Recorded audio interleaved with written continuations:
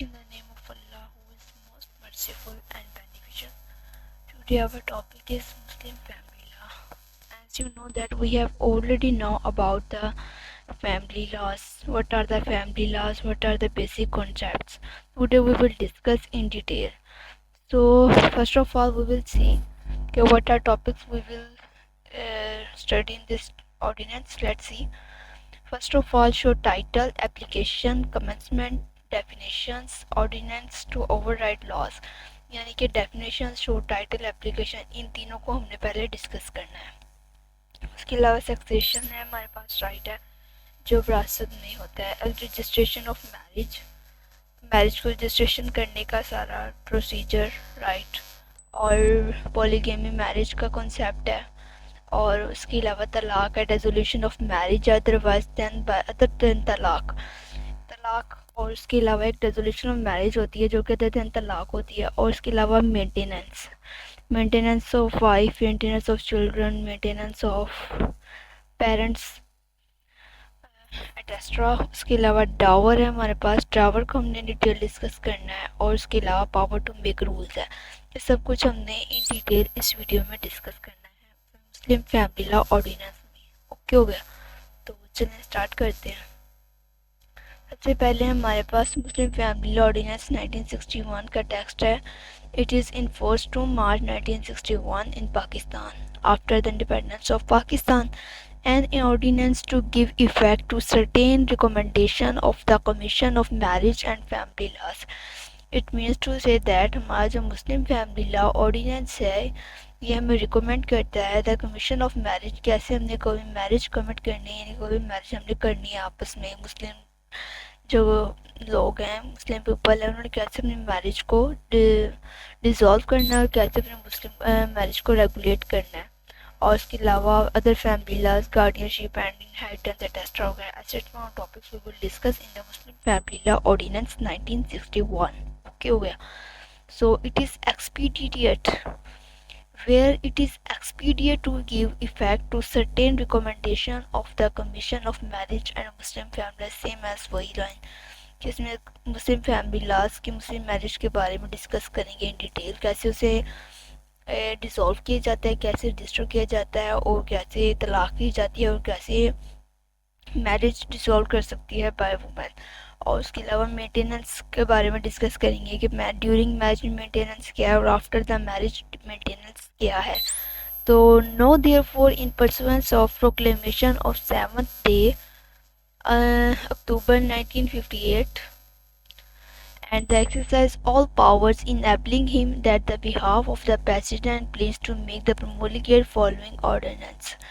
यानी कि ये जो पावर थी बाय द 1958 में ये प्रेसिडेंट ने अपनी पावर एक्सरसाइज करते हुए ऑर्डिनेंस को इशू किया था। और उसके बाद ये ऑर्डिनेंस आज तक चलता आ रहा है। इसके जो बेसिक लॉज एंड रेगुलेशन है कुछ तो मैंडेट हो गए, ओमिटेड हो गए, बट मोस्टली रूल्स आज भी एप्लीकेबल हैं। As you know that ordinance is also issued by the president. The ordinance may be called the Muslim Family Law Ordinance. इस ऑर्डिनेंस को शो टाइटल में कहा था, डिस्कस करेंगे। टाइटल है इसका Muslim family law ordinance 1961। It extend the whole of the Punjab. कहाँ एप्लीकेबल है ये? Whole of the Punjab, not that all the Pakistan. It is says that it is just for Punjab and applies to all Muslim citizens of Pakistan. हमारे पंजाब पर भी applicable है, उसके बाद ही हमारे तमाम मुसलमानों पर भी एप्लीकेबल है, वे एवर दे में भी, जहाँ पर भी वो प्रिवेल करें। ठीक है। और it shall come into force at once, ये एक ही दफ़ा में जो में आएगा। और उसके अलावा इन द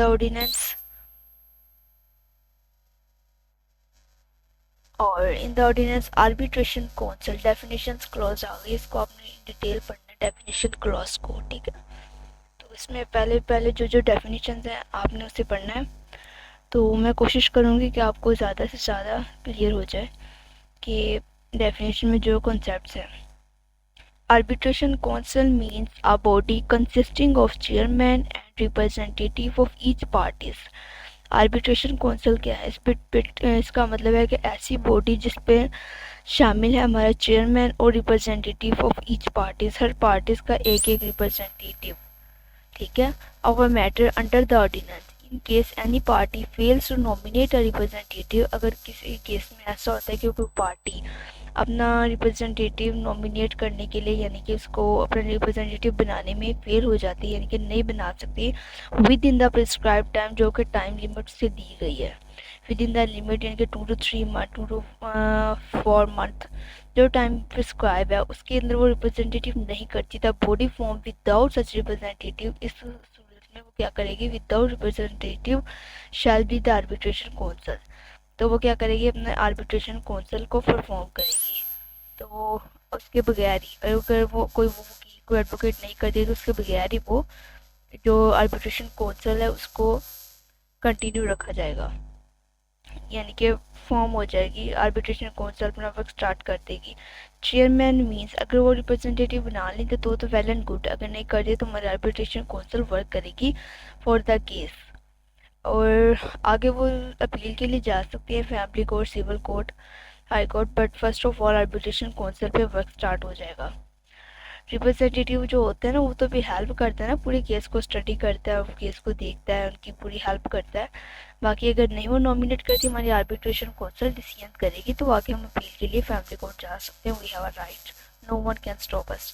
आगे है chairman means the chairman of the union council administration और म्यूनसिपल कमेटी, ये क्या है एक अथॉरिटी है चेयरमैन, सबको पता है, हर किसी नाम तो सुना ही होगा।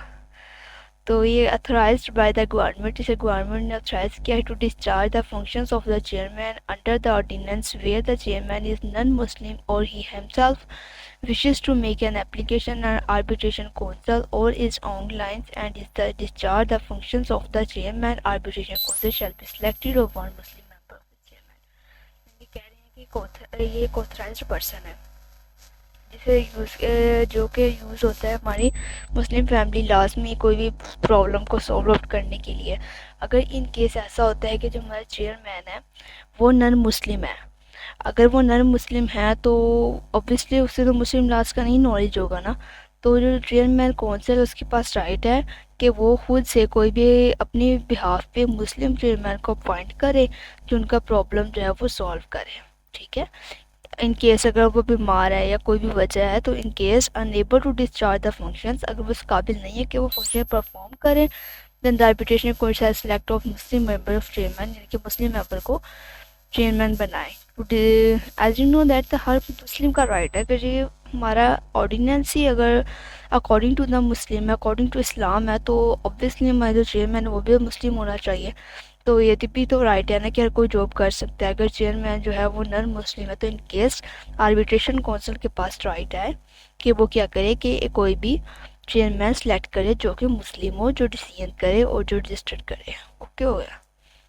तो ये भी देख लेते हैं इन परसमेंस ऑफ प्रोक्लेमेशन 7 1958, जैसे कुछ बता रहे हैं कि कैसे प्रोक्लेमेन हुआ वडोदरा में इनके 1958 में एक्सरसाइज हुआ, तो वहाँ पावर प्रेसिडेंट एक्सरसाइज की और 1961 का ऑर्डिनेंस बन गया और ऑर्डिनेंस और federal admitted however all amendments of Punjab Muslim family law ordinance, इसमें सब कुछ ऑर्डिनेंस के बारे में बताया गया क्या क्या चीज़ें इसमें अमेंड हो गई हैं, क्या क्या चीज़ें अभी भी प्रिवेल कर रही हैं। और उसके अलावा substitute of word Pakistan by Muslim family law ordinance 2015 published in the gazette. आगे है ये मुस्लिम फैमिली लॉज को अमेंड कर दिया गया एक्ट 2015 के साथ और पब्लिश कर दिया गया इसकी गैजेट में, 2015 की जो गैजेट होता है उसके अंदर। Government means government of the Punjab, prescribe means prescribed by the rules made under the ordinance, prescribe means rules regulations, or union council means a union council municipal committee cannot board a union administration in case of absence in this local government in the local area any other comparable body constitute any law relating to the local government or local authorities। Union council की बात हो रही है, अगर union council किसी area में prevail नहीं कर रहा, वहाँ पे नहीं है, तो लोकल गवर्नमेंट के पास राइट है कि वो कोई कंपेरेबल उससे जो कंपेरेबल बॉडी है उसको राइट दे के वो इससे मामलात को डील करे। अब देखें ना, जब भी कोई डिस्प्यूट अराइज होता है ना फैमिली लॉज में, कोई मेंटेनेंस का हो, तलाक का हो, डिवोर्स का हो, तो वो union council chairman arbitration council first of all उन्हीं के पास जाता है और रजिस्टर भी हमारी यूनियन काउंसिल ही करती है ना, या चेयरमैन करता है। अगर यूनियन काउंसिल नहीं है, कोई ऐसी लोकल अथॉरिटी है, उसके वो पहले राइट उसके पास होता है कि एक्सरसाइज करे, प्रॉब्लम को सॉल्व करे, आर्बिट्रेशन काउंसिल बनाए या उनमें कंसिलेशन करने की कोशिश करे पार्टीज के दरमियान। अगर नहीं होता तो फिर वो एप्लीकेशन दे के अपील की सूरत में या जैसे भी वो आगे सिविल कोर्ट, फैमिली कोर्ट में जाता है। तो फर्स्ट ऑफ ऑल जो फर्स्ट स्टेज होती है ना, वो यूनियन काउंसिल ही होती है। तो उसके अलावा कोई भी कंपल एरिया, लोकल एरिया पर जो गवर्नमेंट होती है वो सॉल्व करने की कोशिश करे। अगर तलाक होनी है तो सारी बात है, अगर मैरिज रजिस्टर वहाँ करवाइए तो तलाक के लिए भी तो यूनियन काउंसिल के पास कोई राइट है कि वो कॉन्स्टिट्यूट करे। तो फर्स्ट ऑफ ऑल जो हमारा मैटर जाता है ना, वो हमारे यूनियन काउंसिल के पास जाता है। अगर वुमेन ने अपनी मेंटेनेंस का दावा करना है ना, तो भी वो पहले यूनियन काउंसिल के पास जाएगी, उसको एप्लीकेशन देगी, सो सर्कमस्टांसेस बताएगी, उसके बाद वो आर्बिट्रेशन काउंसिल बनाएगी। उसका फैसला भी अगर उन्हें नहीं एग्री होते, दोनों both parties not agree, then they go to the court. आगे है ordinance to override the laws. कौन से लॉज जो ओवरराइड करती हैं? The provision of the ordinance shall affect the nothing in the custom, usage and registration of Muslim marriage place in the according to this provision. यानी कि कोई भी ऐसा लॉ जो इसके बालातर हो, इसके अलावा वो नहीं प्रिवेल करेगा। ये लॉ सबके लिए एप्लीकेबल है, ठीक है। और for the removal of doubt, removal doubt को ख़त्म करने के लिए it is hereby the declare the provision of arbitration council the code of CPC, code of civil procedure, ठीक है। अगर इन केस ऑफ ये जो एक्ट बनाया गया है, ये आर्बिट्रेशन काउंसिल अकॉर्डिंग बनाया गया है। और अगर कोई फिर भी कोई आपको लगता है, क्योंकि 1940 का पहले एक्ट आया था ना, ये तो 1961 में आया हमारा मुस्लिम फैमिली लॉ ऑर्डिनेंस, उसको रिमूव करते हुए ये कोड ऑफ सिविल प्रोसीजर को देखते हुए any other law regulating the court shall apply, not apply only arbitration council। तो कह रहे हैं कि कोई भी ऐसा लॉ अप्लाई नहीं करेगा जो कि आर्बिट्रेशन काउंसिल है क्या? इसमें ये होता है ना कि जब भी पार्टीज आपस में कोई कॉन्ट्रैक्ट करती हैं, वो पहले ही अपना आर्बिट्रेटर डिसाइड कर लेती हैं। तो हमारा सिविल प्रोसीजर कोड 1908 और हमारा arbitration act 1940, it is also included in the Muslim family law ordinance. यानी कि इन सब को मिल मिला के हमारा जो फैमिली लॉ ऑर्डिनेंस आया, क्या पहले आप आर्बिट्रेशन काउंसिल को देखें, आर्बिट्रेशन काउंसिल आपका डिसीजन करता है तो ठीक है, वेल एंड गुड। अदरवाइज आप हमारा जो लॉ है CPC, सिविल प्रोसीजर कोड, उसको अडॉप्ट करें। अगर फिर भी नहीं होता, फिर आपको पता है कि नेक्स्ट आपका प्रोसीजर, उसके बाद भी हमारी फैमिली कोर्ट है, वो भी हमारे CPC का हिस्सा है, कह लें आप। तो उसके बाद हमारे पास आ जाता है आगे हम session court, high court appeal करते जाएँ अकॉर्डिंग टू द सर्कमस्टांसेस, अगर केस का डिसीजन हमें नहीं पसंद आता, ठीक है। तो बात ये कर रहे थे कि हमारा जो ऑर्डिनेंस है ना, वो ओवरराइड करता है इन लॉज पे। इन दोनों को बाद, ये दोनों लॉज बाद में है, पहले हमारा ये लॉ है, इन दोनों को मिला के ये लॉ है, यानी कि Muslim family ordinance. Same, you can say both are same, both are equal importance. आगे सक्सेशन को देख लेते हैं। जो सक्सेशन के बारे में हमारा मुस्लिम फैमिली लॉ ऑर्डिनेंस क्या कहता है? In the event of death of any son or daughter, अगर कोई इवेंट, कोई डेथ हो जाती है, इन case of sun or daughter, बेटे या बेटे की, of the propositus before the opening the succession the children of such son or daughter, if any living any time the succession opens, shall other prostrate receive a share equivalent in the share with such son or daughter as in case maybe would have been received alive। कि क्या कह रहे हैं? Succession को बहुत अच्छा बयान कर रहे हैं कि पहले ये इशू राइज होता था जब आर्बिट्रेशन एक्ट वगैरह थे, यानी कि हमारी आर्बिट्रेशन काउंसिल बनाई जाती थी। उसमें ये कहा जाता था कि अगर बाप है, बाप के बाद बेटा, बाप की डेथ हो गई है तो दादी का जो हिस्सा है वो ऑब्वियसली बाप को मिलना है। तो बाप नहीं है मतलब कि बेटा जो, उसका भी कोई हिस्सा नहीं है, यतीम का कोई हिस्सा नहीं है। बाप की जो डेथ हो गई है तो वो उसके लीगल ही है, जिनके बहन भाई हैं उनको दिया जाता था। लेकिन उसके बाद इस सक्सेशन एक्ट में, सक्सेशन के बारे में 1961 ऑर्डिनेंस ही हमें बताया कि अगर फादर की डेथ हो जाती है, जो हमारा दादी का जो हिस्सा है वो किसे मिलेगा? वो पोते को मिलेगा, यानी कि ऑर्फन चाइल्ड को मिलेगा, चाहे वो बेटा हो या बेटी हो। तो उसका भी उतना ही राइट है जितना कि उनके बेटे का था। यानी कि जो उसके बाप का जितना हक था, अगर वो ज़िंदा होता, उसके बाप ने तो हिस्सा लेना था ना, बच्चे के बाप ने। अगर बाप नहीं है तो उसकी जगह उसका बेटा तो है ना, तो वो लायबल होगा, तो वो इंटाइटल होगा, तो उसे वो राइट दिया जाएगा इन केस अगर उसके फादर की डेथ हो जाती है। जो दादे की सक्सेशन से इनहेरिटेंस में रिसीव होनी है, वो बेटे या बेटी को रिसीव होनी है उसी तरह जिस तरह वो जिंदा था।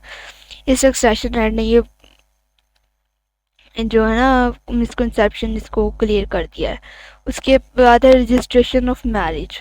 Every marriage solemnized under Muslim law shall be registered according with the provision of ordinance. कोई भी जो मैरिज है तो वो मुस्लिम फैमिली लॉ ऑर्डिनेंस के तहत रजिस्टर होगी। कैसे रजिस्टर होगी? For the purpose of registration of marriage under the ordinance the union council shall grant licence one or more person to be called nikah. क्या कह रहे हैं कि मैरिज को रजिस्टर करने के लिए यूनियन काउंसिल के पास राइट है कि वो रजिस्टर करेगी और लाइसेंस करेगी एक या एक से ज़्यादा लोगों को टू बी कॉल्ड निकाह, जिससे हम रजिस्ट्रार कहते हैं। ठीक है, ये अथॉरिटी जो होती है ना, ये हमारे यूनियन काउंसिल के पास होती है। यूनियन काउंसिल अगर दूर दूर है तो सारी बात एक होगा, अगर ज़्यादा है माने एक से ज़्यादा है तो भी वो राइट है कि वो निकाह रजिस्ट्रार है और वो निकाह को रजिस्टर करेगा। अगर आपकी शादी हो जाती है वो तब तक वैलिड नहीं है जब तक आप उसे रजिस्टर नहीं करवा देते। कैसे आप रजिस्टर नहीं करवाते? अब देखिए शादी हो गई, आपने रजिस्टर नहीं करवाई, अब हमारी यूनियन काउंसिल है उसके पास तो कोई रिकॉर्ड नहीं है ना कि आपकी शादी हुई है या नहीं हुई, तो आपको रजिस्टर करवाने जब तक नहीं करवाएंगे आपकी रजिस्टर वैलिड कंसिडर नहीं की जाएगी। It is our custom and usage, you can not ignore it. If you ignore it then your marriage is not valid because you have not proof, you don't have any proof. After the registration then it will be considered as a valid marriage. The nikah registrar or the persons who solemnized a nikah, जो निकाह registrar है वो क्या है? a nikah shall accurately fill the columns of nikah nama for the specific answer of the bride or the bridegroom. अब जो हमारा निकाह रजिस्ट्रार है वो बिल्कुल उस कॉलम को उसी तरह फुलफिल करेगा जो हमारे निकाह नामे में जो शराइत कंसिडर होंगी। यानी कि अगर निकाह नामा है ना, निकाह नामे के अंदर कुछ तो शराइत लिखी जाती है ना, कुछ डावर्स की लिखी जाती हैं, कुछ डॉरी की लिखी जाती हैं, या फिर अदर कोई भी गिफ्ट के बारे में कुछ भी टर्म्स एंड कंडीशंस एक्सप्लेन होती हैं, तो वो बिल्कुल वैसे ही कॉलम फिल करेगा जैसे कि निकाह नामे में थी। ठीक है, जो भी बिल्कुल सही ब्राइड और ग्रूम ने जो जो आपस में कॉन्ट्रैक्ट किया है वो सेम वैसे ही निकाह नामे को में लिखा हुआ निकाह रजिस्ट्रार में रजिस्टर करेगा, वैसे ही फिल करेगा जो कि उन्होंने आपस में पहले तय किए हैं, डिसाइड कर लिया ना ड्यूरिंग द मैरिज या बिफोर द मैरिज। तो ये ऑब्वियसली ड्यूरिंग द मैरिज निकाह नामा होता है, तो जो जो कुछ उसमें इंक्लूड है वो सब कुछ अपने रजिस्टर में लिखेगा क्योंकि उसके पास रिकॉर्ड होगा ना। Every marriage not solemnized by the nikah registrar shall for the purpose of registration under the ordinance be reported by the purpose who will solemnize such marriage. अगर कोई पर्सन हमारे निकाह रजिस्ट्रार में मैरिज को रजिस्टर नहीं करवाता until this will be not considered the valid marriage. वही बात है। If a person contravenes the provision subsection 2A, subsection 2A की तरफ देखें क्या कह रहे हैं। ये बोले द निकाह रजिस्ट्रार पर्सन सोलमेनाइज्ड, यानी कि जो बिल्कुल वैसे रजिस्टर करेगा। If a person subsection 2A he shall be punish to imprisonment. ये वही बात हो रही है कि अगर कोई शख्स, मैंने ये बात की थी ना 2A की, ये वाला 2A कि आपने उसको निकाह नामे को रजिस्टर लाजमी करवाना है रजिस्ट्रार के पास, वो सेम टर्म एज कंडीशन वैसे ही लिखेगा। इन केस अगर वो 2A को, ये वाला जो हमारा सेक्शन 2A है सबसेक्शन 2A है, अगर वो इसे फुलफिल नहीं करता तो वो क्या है कि उसको सिंपल इम्प्रिजनमेंट, उसको क्या दी जाएगी, उसको सजा दी जाएगी, यानी कि कैद हो जाएगी for terms which may extend 1 month, जो कि 1 महीने से ज़्यादा भी हो सकती है और फाइन भी हो सकता है 25,000 रुपीज़ या 25,000 रुपीज़, यानी कि 25,000 रुपये जुर्माना भी हो सकता है और सजा भी हो सकती है अकॉर्डिंग टू द सर्कमस्टांसेस अगर वो रजिस्टर नहीं करवाता तो। सबसेक्शन 3 कहते हैं he shall be punish to simple imprisonment for term which may be extend month and fine 1,000 rupees. अगर वो सबसेक्शन 3 जो है every married not solemnized registrar shall purpose to registration, कि अगर वो शैल नॉट सर्व निकाह रजिस्ट्रार, अगर वो निकाह रजिस्ट्रार से नहीं रजिस्टर करवाया जाता तो फिर उसकी जो पनिशमेंट है वो भी 1 महीने है। इसकी भी पनिशमेंट उन्होंने बता दिया है। एक तो निकाह नामा रजिस्टर होना चाहिए, उसके बाद निकाह शादी का रिकॉर्ड भी रजिस्टर होना चाहिए। Section 3 he shall be punish people representment, ये हमने ऑलरेडी डिस्कस कर लिया है। अब हम करते हैं द फॉर्म ऑफ द निकाह नामा। The form of Nikah-nama, the registers to be maintained by the Nikah registrars, the record, the preserve, the Union Council, the manner in which the marriage shall be registered, and copies of Nikah-nama shall be supplied to the parties, and the fees to be charged thereof shall be such may be prescribed। कि आपने जो निकाहनामा है ना वो आपको दे दिया जाएगा। एक निकाहनामा की कॉपीज है वो खुद रखेगा चेयरमैन हमारी यूनियन काउंसिल, और बाकी एक दो कॉपीज जो है ये असल निकाहनामा है वो पार्टीज को रिटर्न कर देगा, और उसको जो रजिस्टर करेगा उसकी कुछ फीस भी होगी according to the circumstances, according to the time. ठीक है, तो वो it is very according to circumstances. यहाँ पे उन्होंने एग्जैक्ट नहीं बताई क्योंकि आपको पता है कि पैसे की वैल्यू कम हो ज़्यादा होती है, तो यहाँ एक्सप्लेन नहीं है, तो वो चेंज होती रहती है। तो आपने उसको निकाहनामा में लाजमी जब भी रजिस्टर करवाना है तो आपने वो फीस भी लाजमी पे करनी है। एनी पर्सन मे और payment of the prescribe fee if any aspect the office of the union council record preserved under section 5 obtain a copy of any entry therein. इसका मतलब क्या है कि कोई भी शख्स या ऑन पेमेंट प्रिस्क्राइब फी, अगर आपने कोई रिकॉर्ड लेना है तो भी आपने फ़ी पे करनी है। किसे पे करनी है? यूनियन काउंसिल को पे करनी है। ठीक है, अगर आपने अब वो रजिस्ट्रेशन का आपको प्रोसेस बता रहे हैं कि आपने निकाहनामा देना है, वहाँ पे निकाहनामा रजिस्ट्रार में रजिस्टर होगा। अगर आप नहीं करवाएंगे तो आपको जुर्माना होगा, आपको सज़ा होगी।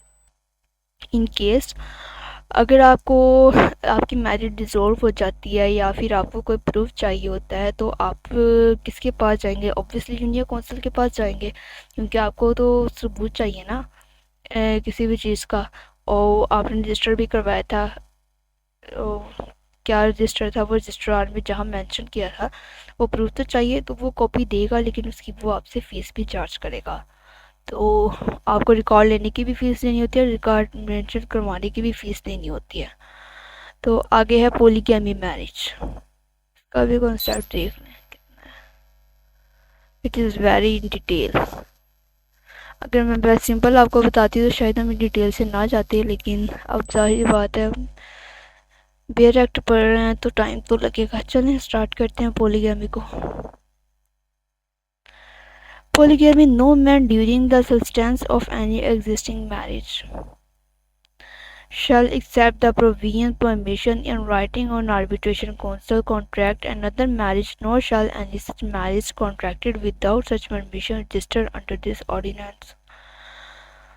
अच्छा, ये क्या कह रहे हैं कि कोई भी मुसलमान है वो मैरिज तब तक वैलिड नहीं होगी जब तक वो आर्बिट्रेशन काउंसिल से परमिशन ना ले ले।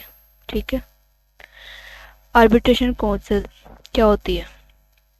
अगर कोई शख्स उसको कोई प्रॉब्लम है और अपनी मैरिज से खुश नहीं है तो वो क्या करेगा?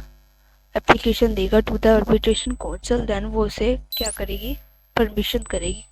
ठीक है, आप you can marriage another marriage 235। Women आगे वो नोटिस करता है ना हमारा, ये देखें प्रोसीजर आप पढ़ते हैं।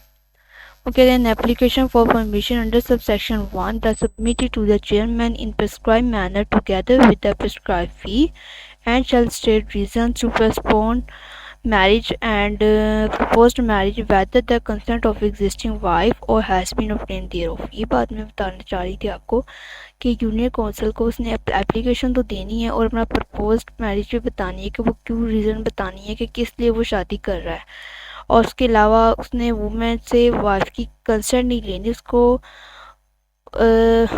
बताना ज़रूर, इन्फॉर्म ज़रूर करना है। ठीक है, अगर वो सेकंड थर्ड मैरिज कर रहा है वुमेन को इन्फॉर्म लाजमी करना है, चाहे वो ये नहीं कह रहा है कि उसकी कंसेंट हो या ना हो, लेकिन एग्जिस्ट करे ना करे, लेकिन उसको इन्फॉर्म लाजमी होना चाहिए। वो हमारा आर्बिट्रेशन काउंसिल जो चेयरमैन है वो भी कर देता है बाय नोटिस कि आपका वो शादी करना चाह रहे हैं, तो उन्हें पता लग जाता होता है कि फिर वो आगे आपको पता है आर्बिट्रेशन काउंसिल बनती है, फिर वो अपना रिप्रेजेंटेटिव ले आती है। अगर कोई ऑब्जेक्शन हो नहीं तो उसे पता लग जाता है कि वो मैरिज कर रहा है। On receipt of application under subsection, chairman shall ask applicant and existing wives to each nominate representative arbitration council or committee if satisfied the proposed marriage is necessary and grant subject to the conditions if any may be deemed the permission applied। क्या कह रहे हैं कि husband को अगर डर लगता है ना परमिशन लेने से तो वो आर्बिट्रेशन काउंसिल के पास जाता है और फिर उन्हें वो आर्बिट्रेशन काउंसिल बनाती है। अगर उन्हें लाजमी लगे रिप्रेजेंटेटिव बनाते हैं तो वो पार्टी जिसकी जो फर्स्ट वाइफ है अगर उसे कोई ऑब्जेक्शन हो आर्बिट्रेशन काउंसिल बनती है और उसके बाद उसकी टर्म्स एंड कंडीशन देखते हुए उसे परमिशन ग्रांट कर दी जाती है। In deciding the application, the arbitration council shall record its reason for the decision। ये जो हमारी आर्बिट्रेशन काउंसिल है ना यहाँ भी काम कर रही है कि हमारी जो डिसीजन है ना उसको रिकॉर्ड रखती है। Any party may be prescribe in manner within the prescribe period or payment of the prescribe fee prefer an application for revision concern in decision shall be final and shall not be called question in any court. ये बात क्या कह रहे हैं कि अगर वो fees इसकी भी प्रिस्क्राइब फीस होती है कि अगर उसने परमिशन ली है जो टाइम उसने दिया था विद इन द मैनर तो वो क्या करती है कि decision shell final and shall not be called question any court. ये बात कह रही हैं कि आर्बिट्रेशन काउंसिल के पास रिकॉर्ड होता है डिसीजन का। अगर उसको पार्टी के पास केस करना चाहे तो विद इन टाइम कर सकती है। आफ्टर द मैरिज वो केस फाइल नहीं कर सकती और ना ही वो क्वेश्चन कर सकती है कोर्ट के सामने। ठीक है, बिफोर द मैरिज तो वो कोर्ट जा सकती है। आर्बिट्रेशन काउंसिल के डिसीजन से वो एग्री नहीं करती तो वो कोर्ट जा सकती है but with in the time. Any man who contract another marriage, कोई भी शख्स जो कॉन्ट्रैक्ट करेगा दूसरी मैरिज का without the permission of the arbitration council, तो वो बता रहे हैं कि अगर वो कोई पर्सन ऐसा करता है कि वो परमिशन नहीं लेता from the arbitration council, pay immediately entire amount of the dower, उसको क्या पनिश किया जाएगा, उसको फौरन इमीडिएटली तमाम डावर अमाउंट है पे करनी पड़ेगी वेदर प्रॉम्प्ट और डेफर्ड, चाहे वो डावर उसका प्रॉम्प्ट हो या डेफर हो, चाहे मौजल हो या गैर मौजल, उसने फ़ौरन डावर जो है वो पे करना है due to the existing wife और वाइफ्स, चाहे उसकी जितनी भी वाइफ्स हैं एग्जिस्ट करती हैं उनको उसने मौजल और गैर मौजल जो हमारा हक महर है वो अदा करना है। विच amount if is not paid, अगर वो ऐसा नहीं करता, shall be recoverable by the arrears of land revenue, तो उसकी जो प्रॉपर्टी है ना वो एरियर्स जो उसकी प्रॉपर्टी से रिकवर कर लेते हैं इन केस अगर वो डावर पे नहीं करता और परमिशन नहीं लेता। On convictions upon complaint be punished within the simple imprisonment, or in case of complaint punish within simple imprisonment और उसकी सजा दी जाती है which may be stand 1 year or fine or 5,000 rupees 500,000 rupees उसे fine कर दिया जाता है। इनके 500 2500 जितना भी फाइन एक्सप्लेन कर रहे हैं कि अगर वो ऐसा करता है तो उसे सज़ा हो सकती है अगर वो डावर पे नहीं करता और आर्बिट्रेशन काउंसिल से परमिशन नहीं लेता तो फिर उसे फ़ाइन देना पड़ता है और सज़ा हो जाती है और उसके प्रॉपर्टी से भी रिकवर कर लेते हैं। क्या कर लेते हैं रिकवर, डावर रिकवर कर लेते हैं और जो उसको सज़ा दे देते हैं वो कि 1 साल भी हो सकती है और साथ में उसको फ़ाइन भी हो जाता है। फ़ाइन तो ऑब्वियसली गवर्नमेंट के पास ही जाना होता है। आगे तलाक को देख लें। Any person who wise to divorce, कोई शख्स अगर डिवोर्स करता है हिज वाइफ अपनी वाइफ को shall as soon as may be after the pronunciation in any form of the whatsoever give the chairman notice, उसने अपनी बीवी को तलाक देने से पहले, ठीक है, तलाक देने से पहले उसे जो है नोटिस करना है चेयरमैन को।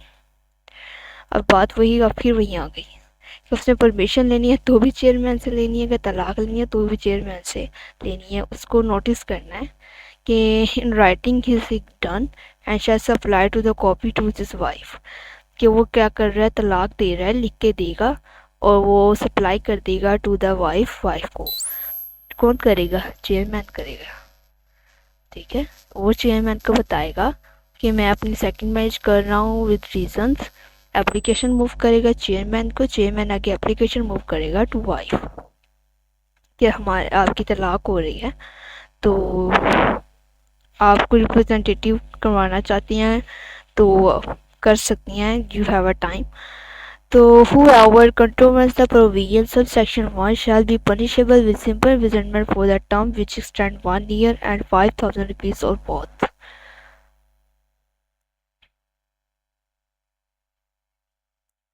अगर वो ऐसा नहीं करता, whoever, अगर वो नोटिस नहीं करता तो उसे फिर भी फाइन हो सकता है। फाइन उसको कितना हो सकता है? फाइन उसका 5,000 रुपया और सज़ा 1 साल की, और या दोनों।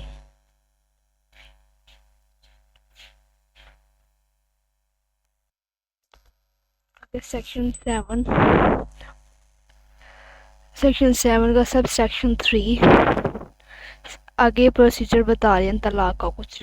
Save as a provided in subsection talaq unless revoked, unless expressly or otherwise shall not be effective until the expiration of 90 days for on which the under notice delivered to the chairman। अब ये भी chairman की फिर बात आ गई कि chairman जो है वो नोटिस करता है 90 डेज यानी कि 90 दिन में 1 महीना, 30 दिन बाद जो है हमारा जो after the menstrual cycle wife का जो चल रहा होता है वो 30 दिन के बाद नोटिस करता है वाइफ को कि आपको पहला नोटिस, फिर दूसरा नोटिस, फिर तीसरा नोटिस। इसमें इसलिए किया जाता है ताकि जो वुमेन या हस्बैंड है इनके दरमियान जो है इनके वाइफ और हस्बैंड में भी कंसिलेशन हो जाए, रिकनसाइल करने की कोशिश की जाती है। ये 3 मंथ के अंदर 3 मंथ के अंदर अंदर 3 टाइम्स आफ्टर द लास्ट वो भी डिसॉल्व हो जाती है, तलाक हो जाती है। Within 90 days of the received notice under subsection the chairman shall constitute an arbitration for the purpose of bringing about the reconciliation parties। The arbitration council shall take all steps necessary bring the such reconciliation। तो वही बात आ गई कि 90 days के अंदर वो कोशिश करता है आर्बिट्रेशन काउंसिल के दरमियान जो कंसिलेशन हो जाए। अगर कंसिलेशन नहीं होती तो फिर वैसी बात है, मैरिज तो फिर होनी है बाय तलाक, dissolve. If the wife be pregnant at the time तलाक इज़ pronounced, तलाक shall not be effective until the period mentioned in subsection or the pregnancy whichever be late ends। ये वो कह रहे हैं कि जो सब सेक्शन में यही भी आना है ना कि 3 महीने विद इन 3 मंथ्स वो नोटिस करता है। अगर वो प्रेग्नेंट है, प्रेग्नेंट के महीने कितने होते हैं? 90 कितने महीने होते हैं? 9 मंथ प्रेगनेंसी के होते हैं, यानी कि फुल ईयर वुमन के पास होता है कि वो प्रेग्नेंट रहती है 9 मंथ आफ्टर 3 मंथ। उसके आफ्टर प्रेगनेंसी जो 3 मंथ दिए जाते हैं वो जो सब सेक्शन में भी आना है 3 मंथ, उसके बाद फिर वो उसकी तलाक होती है। तो मैरिज डिसॉल्व होती है जब वो प्रेगनेंसी से फारिग हो जाती है। तो फिर उसको 3 महीने का टाइम दिया जाता है, उसको नोटिस दिया जाता है 3 महीने में, यानी कि 90 डेज़ में। तो फिर वो नई रिकन्सिलेशन होती है, वो फाइनल डिवोर्स हो जाती है। ड्यूरिंग प्रेगनेंसी कभी भी डिवोर्स नहीं होती। आफ्टर प्रेगनेंसी नोटिस किया जाता है, जितने महीने रहती हो ना प्रेगनेंसी में, तो वो रह के प्रेगनेंसी के बाद फिर नोटिस जो है वो भेजा जाता है 90 दिन। इनके 3 महीने, 1 महीने बाद एक नोटिस, उसमें रिकन्सिलेशन करने की पूरी कोशिश की जाती है। Nothing shall be dever a wife whose marriage has been terminated by the talaq effective under this section for the remarrying the same husband without any intervening with the third person unless such terminated is for the third time so effective। वही बात हो रही है कि अगर कोशिश की जाती है कि हस्बैंड की तरफ से वाइफ की तरफ से दोनों को किसी तरह इनकी मैरिज को है वो बचा लिया जाए, लेकिन नहीं होता। तो अगर 3 महीने के बाद भी ऐसा होता है तो फिर थर्ड पर्सन से कोशिश करनी है। ऑब्वियसली दोनों तो बात ही नहीं करते हैं, दोनों की तो पहली फाइट चल रही है, वो नहीं दूसरे को समझना चाहते, दोनों को समझाने की ज़रूरत होती है। थर्ड पर्सन से ट्राई किया जाता है, अगर वो मान जाए तो ठीक है, अगर नहीं तो फिर ज़ाहिर बात है तलाक इफेक्टिव हो जाती है within 90 days. After the 90 days within 3 month try किया जाता है। और उसके अलावा dissolution of marriage otherwise than by तलाक। ये क्या बात हो रही है भाई? Where the right to divorce has been duly delegated to the wife and she vows to exercise the right, or where any parties or the marriage wishes to dissolve the marriage otherwise than the talaq. The provisions of Section 7 mutates so far as applicable apply. अच्छा जी, इसका क्या मतलब है? इसका मतलब ये है कि एक वुमेन्स को राइट डेलीगेट कर दिया जाता है कि अगर एक हस्बैंड अपनी वाइफ के ऊपर क्रूलिटी करता है, ये जुल्म करता है, तो अगर वो चाहे तो फिर वो जुल्म तो करता है, लेकिन वो ये भी चाहता है कि मैरिज डिसॉल्व ना हो। तो वुमेन्स को राइट दे दिया जाता है कि वो जब चाहे तलाक दे सकती है, और वो राइट अपनी वाइफ को भी दे सकता है और किसी अदर रिलेटिव को भी दे सकता है मैरिज डिसॉल्व करने का। ठीक है, तो वो या तो अपनी वाइफ को कहेगा कि मैं अगेंस्ट पे क्रूलिटी करूँगा, तो वो मुझे अपने खुद से खुद तलाक बोल दे, खुद को तलाक दे ले, या तो फिर वो तलाक जो होती है वो इस अदर पर्सन को दे दी जाती है, जो कि फिर वो अप्लाई हो जाती है। सेम एज म्यूटस म्यूटेंडेंस तो सेक्शन 7 है ना, फिर वो तलाक ही कंसिडर की जाती है, मैरिज डिसॉल्व नहीं होती। ठीक है, तो ये अदर देन तलाक मोड्स है जो कि वाइफ के पास राइट डेलीगेट कर दिया जाता है वुमेन को कि आप कंसिलेशन कर लें, कि इन केस अगर वैसा करते तो आप खुद को खुद तलाक बोल लें। तो ये भी राइट है वुमेन का, कुछ जिससे मैरिज डिसॉल्व हो जाती है। आगे है मेंटेनेंस। मेंटेनेंस का सेक्शन भी बहुत बड़ा है भाई। खैर पढ़ना तो है ना, अब ऐसे तो नहीं कर सकते ना कि पढ़ी ना, पढ़ना है, चलिए पढ़ते हैं, इसे भी डिटेल ही पढ़ेंगे, छोड़ना कुछ नहीं है। Maintenance, if any husband fails to maintain his wife, अगर किसी सूरत में ऐसा होता है कि हस्बैंड जो फेल होता है मूवमेंट को मेंटेनेंस देने में, तो adequately where there is one or where there are more wives, जबकि इसकी जो वाइफ्स हैं वो ज़्यादा हैं, एक से ज़्यादा, मोर देन वन वाइफ्स, तो fails to maintenance then equitably, तो उसका राइट है कि इक्विटेबली उसे ट्रीट करे, फेल ट्रीट करे। तो अगर वो ऐसा नहीं करता, एक फेल ऐसा करने में, यानी कि उसे नहीं मेंटेन हो रहा वाइफ्स को, the wife all apply to chairman, वो भी चेयरमैन के पास जाएंगे, we shall constitute an application council, कि वो अपने आर्बिट्रेशन काउंसिल बनाएंगे टू डिटरमाइन द मैटर, मामले को हल करने के लिए। ठीक है, आर्बिट्रेशन काउंसिल बनाएगा हमारा चेयरमैन। तो may be issues a certificate specifying the amount shall be paid as a maintenance by the husband. तो क्या करेगी आर्बिट्रेशन काउंसिल, एक इशू सर्टिफिकेट बना के देगी कि वो हस्बैंड जो है वो मेंटेनेंस हर वाइफ को देगा। ठीक है, तो एक जो ये नहीं कह सकता ना कि मैं इस वाइफ को इतना दूंगा, नहीं, वो फिर वो हस्बैंड के पास राइट नहीं होता।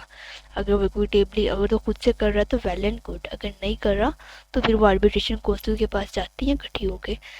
यह एक दो जिसके साथ नाइंसाफ़ी होती है, तो वो फिर जूनियर काउंसिल जो होती है वो एक ऐसे मेंटेनेंस का सर्टिफिकेट इशू करती है हस्बैंड को कि उसके हिसाब से वो इक्विटेबली ट्रीट करे। तो अगर वुमेन हस्बैंड के पास राइट है ना शादी का, तो वुमेन के पास भी राइट है कि उसे इक्वली ट्रीट किया जाए, फेयरली ट्रीट किया जाए। मैरिज से इशू नहीं है, लेकिन जो नाइंसाफ़ी होती है उससे बहुत इशू बनता है। If a father fails to maintain his child, अब ये पहले मैं बता रही थी कि उन्हें मेंटेनेंस पढ़नी है, तो ये मेंटेनेंस बच्चे की बात कर रहे हैं। The mother or grandmother, माँ की या ग्रैंड बता दी कि of the child may be addition to seeking any legal remedy apply the chairman who shall constitute an arbitration council and the arbitration council may issue a certificate specific amount shall be paid to the by the father of maintenance of the child. ये वही बात हो रही है कि अगर बच्चे की भी मेंटेनेंस जो है उसका भी सर्टिफिकेट कोड इशू करता है, हमारी आर्बिट्रेशन काउंसिल इशू करती है कि बच्चे की जो आर्बिट्रेशन बनती है वो दी जाए फादर हर बच्चे की। जाहिर सी बात है अगर वाइफ से लगे तो फिर भी बच्चे भी उनके अलग हों, तो उनके भी उसके लिए भी जो हमारा आर्बिट्रेशन काउंसिल है वो सर्टिफिकेट इशू करता है, वो फादर जो है वो लायबल होता है मेंटेन करने का। वैसे अपने बच्चे को आ हस्बैंड और wife in prescribe manner within the prescribed period or payment prescribed fee prefer an application for the revision of certificate and the concerned decision shall be final and shall not be called question in the court। कि कहने हैं कि अब जैसी बात है application move करनी है, फीस तो देनी है, तो जो भी फीस बनती है वो पे करनी है।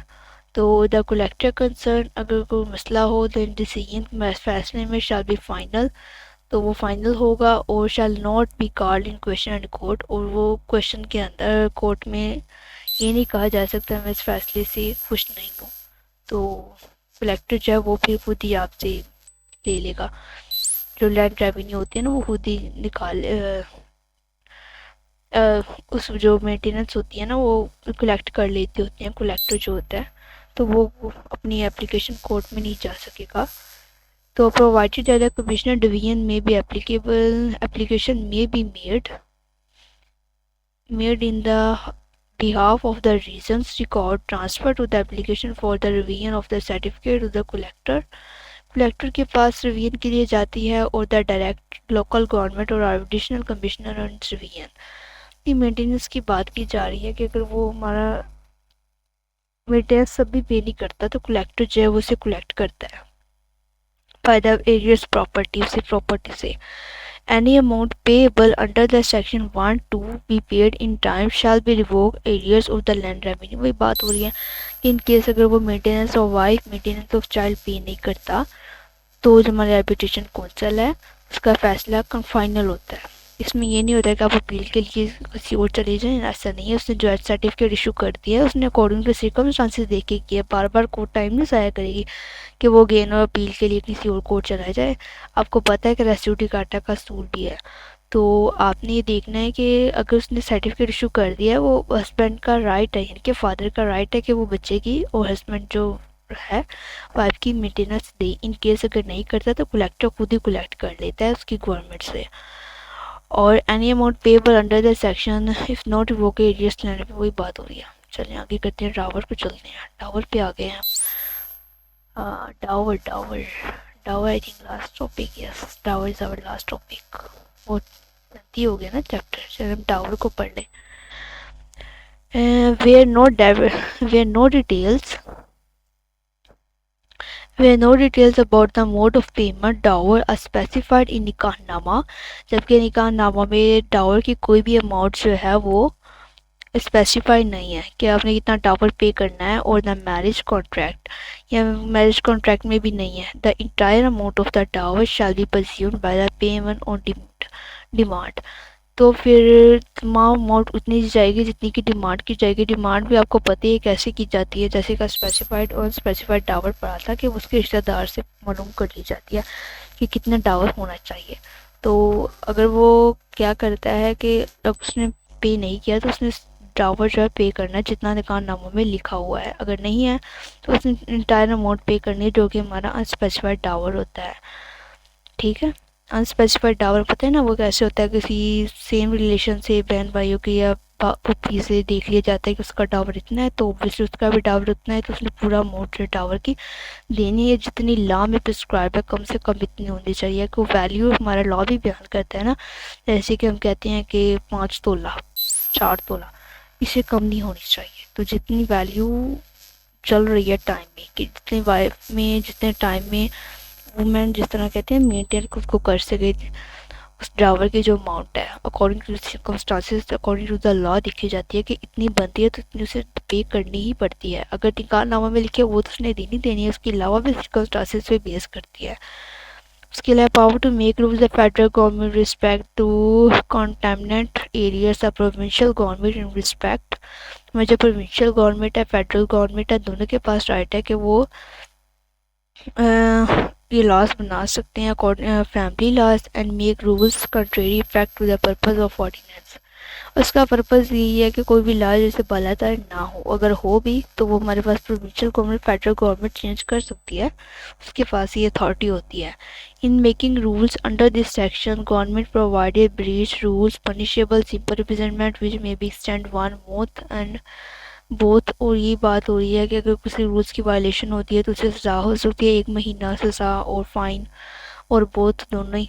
Rules under this section shall be punishable in the official gazette in the enacted ordinance, जो कि हमारे इस ऑर्डिनेंस में रूल्स रेगुलेशन उस गैजेट में शामिल कर दिया। गैजेट वही बेसिक रूल्स होते हैं, वो आप देख लेना, हमारी वेबसाइट पे जा दिया। ये 12 और 13 वैसे ओमिटेड हो चुके हैं, ये हमारे अब पार्ट ये पहले हुआ करते होंगे अब नहीं रहे हैं।